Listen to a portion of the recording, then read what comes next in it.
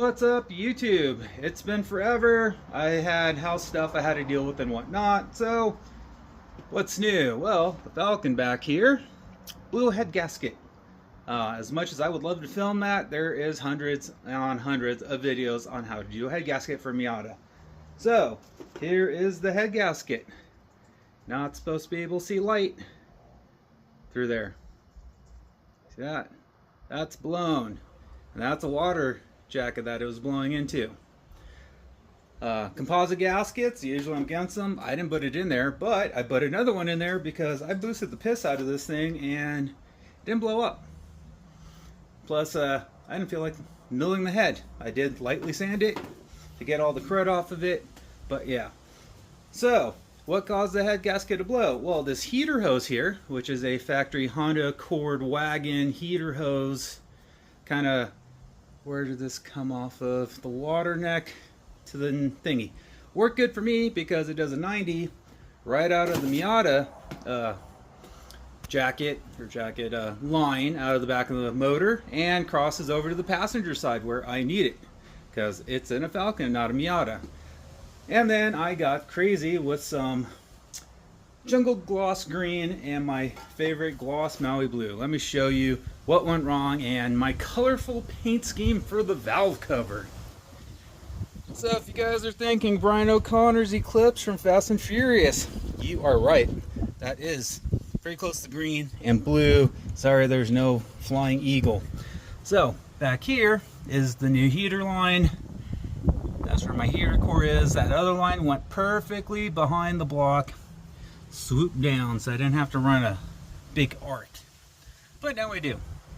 So that's what went wrong, is the motor mount came loose and all this was jamming around and I didn't even notice it.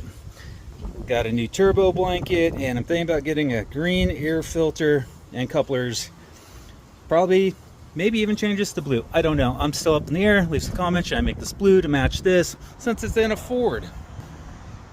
So, you're wondering why my motor mount came loose. I don't know. Vibrations. This motor sucks when it comes to vibrations. I tried running the, what are these things? Rev shift poly mounts, and it felt like I had a sub going the whole time. It was just buzzing and vibrating through the car. It is a V8 Roadster power frame delete.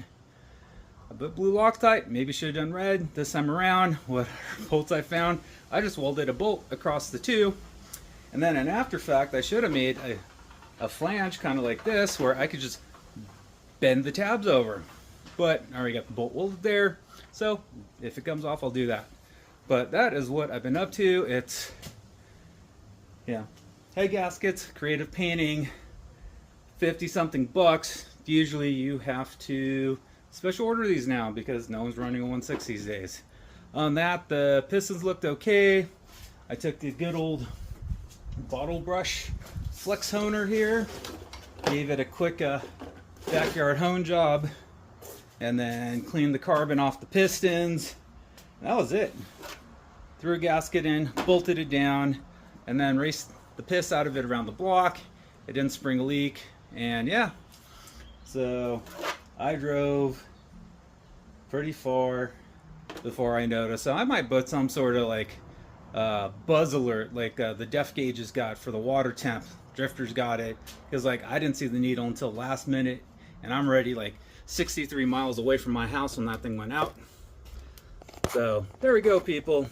Make sure your shit's bolted down so it doesn't fucking pop the lines and cause you to wait for a tow truck. Till next time, like, subscribe, whatever. Peace out.